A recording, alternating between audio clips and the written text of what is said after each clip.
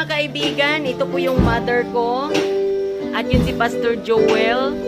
At yan naman si Pastora Tess. At siya naman ay ang aming treasurer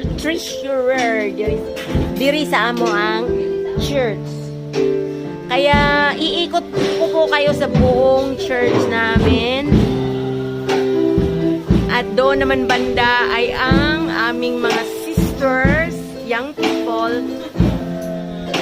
At meron kaming pianista na si Brother Jumar. At yung nagda-drum naman ay si James Bond. At ito naman si Sister Leonora.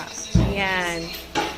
So, ayan, video-video lang po tayo kasi wala po kasing wala po kasi akong pang-upload ngayon, kaya sila na lang muna ang ipiflex